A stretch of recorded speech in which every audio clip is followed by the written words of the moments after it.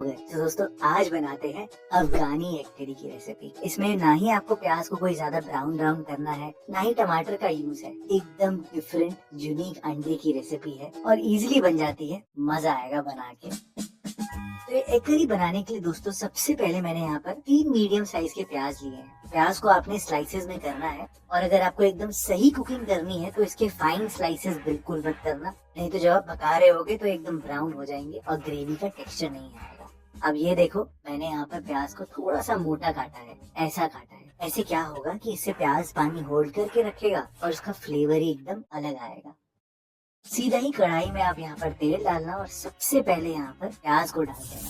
प्याज को यहाँ पर ब्राउन बिल्कुल नहीं करना दोस्तों, उनको ट्रांसलूसेंट होने तक पकाना है, तभी उनकी एक अलग सी मिठास आती है। तो अब यहाँ पर अब भुनाई शुरू करना और लगभग 3-4 मिनट के बाद ही आपके प्याज जो है वो ढीले होने लग जाएंगे। बस इसी स्टेज पर ही आप यहाँ पर काफी सारी लहसुन और अदरक डालना और 2-3 हरी मिर्चें डाल देना। आपको अब सिर्फ तब तक पकाना है जब तक कि अदरक, लहसुन, मिर्चों का कच्चापन दूर नहीं होता। मतलब मिर्चों और प्याज का एकदम डिफरेंट सी खुशबू आती है। आप सूंघ के जरूर देखना पकाते वक्त। बस इसी स्टेज तक आपने पकाना है जी। जो हल्का सा पिंकिशनेस आ गई है ना प्याज में, ट्रांसलूसेंट हो गए हैं और एकदम ढीले हो चुके हैं, बस यहीं तक आप पकाना। और अगर आपको प्याज दिखाऊं तो हल्का सा भी आप दबाओगे ना तो इसका पेस्ट सा बन जाएगा।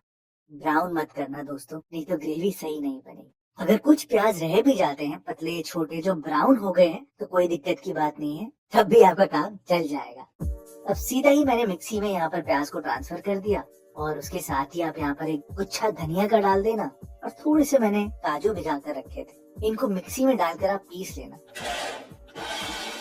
तो एकदम फाइन पेस्ट बना लेना, बिल्कुल ऐसा, कम से कम पानी में। और सीधा ही अब उसी कढ़ाई पर चलते हैं दोस्तों। इस कढ़ाई में मैंने अब थोड़े से खड़े मसाले डाले हैं, जैसे कि दालचीनी, जीरा, काली मिर्च और छोटी इलायची। इतने ही खड़े मसाले काफी होंगे। और अब आप यहाँ पर वो जो पेस्ट बनाया था ना प्याज का, वो डाल देना। अगर आप इस टाइम पर दही या कुछ एसिडिक चीज डाल दोगे तो आपकी जो ग्रेवी की कुकिंग है वो यहीं पर रुक जाएगी।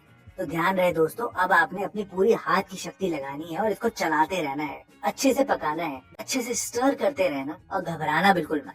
उस चीज को फास्ट करने के लिए बिल्कुल आप यहाँ पर मेरी तरह 1 चम्मच नमक डाल सकते हो। नमक से पानी भी निकल जाएगा और कुकिंग भी एकदम फास्ट हो जाएगी। अब देखो, अभी भी आपको स्टर तो अच्छे से करना पड़ेगा, मतलब थोड़ी देर तो चलाना पड़ेगा, लेकिन जो ऐसी मेहनत करके जो टेस्ट आता है ना, बहुत ही शानदार आता है। प्याज टमाटर की ग्रेवी से तो बहुत ही डिफरेंट है। और ये देखो, थोड़ी ही देर में एकदम दानेदार सी ग्रेवी होने लगी है और तेल भी एकदम अलग होने लगा है। छोटा मोटा जो साइड में चिपका हुआ है ना, उसको देख के घबराना मत। बस इस स्टेज पर आने के बाद अब आप यहाँ पर बैठे इसे मसाले डालना।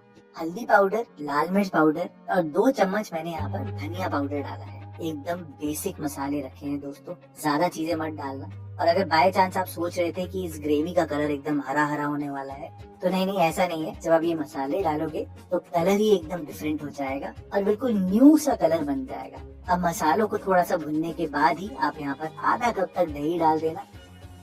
और अब दही को भी आपने तब तक पकाना है जब तक कि इससे तेल अलग नहीं होता और ये दानेदार नहीं होता। देखो, दही की कुकिंग तो हमेशा बहुत जल्दी हो जाती है, ज्यादा टाइम नहीं लगता। तो आप आराम से अब इसको पकाते रहना मीडियम लो फ्लेम पे।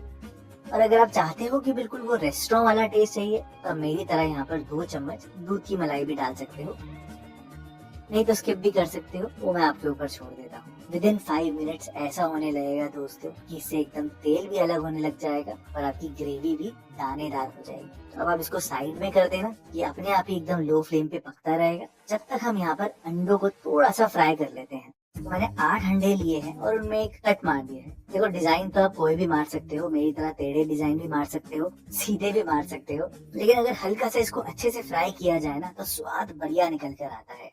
पैन में आप थोड़ा सा तेल डालना और अंडों को हल्का सा ब्राउन होने तक पकाना। रंग जरूर लेना दोस्तों, अंडों में रंग अच्छा सा लगता है। बस जैसे ही रंग चढ़ जाए हल्का सा तो हल्दी, कश्मीरी लाल मिर्च डालना और इनको अच्छे से पहले कोट कर देना। ऐसे जो मसाला है वो पूरा लिपट जाता है अंडे के ऊपर। और मैंने तो इसमें थोड़ी सी कसूरी मेथी और काली मिर्च भी स्प्रिंकल करके डाली है। खुशबू और टेस्ट ही एकदम डिफरेंट हो जाता है दोस्तों। बस अंडे भी रोस्ट हो गए हैं और अब मैं आपको ग्रेवी दिखाता हूँ। देखो, अब ये ग्रेवी एकदम दानेदार हो गई है, बिल्कुल ऐसी चाहिए दोस्तों आपको ग्रेवी, तभी वो स्वाद आएगा बिल्कुल रेस्टोरेंट वाला। और अब जब यहाँ पर अंडे डालोगे ना, फिर यहाँ पर सारी चीजों को मिलाकर थोड़ा सा पानी जरूर डालना, जिससे कि आपकी ग्रेवी भी सेट हो और अंडों के अंदर भी पूरा स्वाद आए। एंड में बस 1 चम्मच गरम मसाला और ढककर इसको 3-4 मिनट पकने देना, एकदम लो फ्लेम पर, या जब तक तेल अलग नहीं हो जाता। एंड दैट्स इट दोस्तों, आपकी अफगानी एग करी बनके पूरी तैयार हो जाएगी। बहुत ही अमेजिंग बनती है दोस्तों, बिल्कुल ये नया तरीका है और जब आप घर पे बनाओगे तो सबको बहुत पसंद आएगा।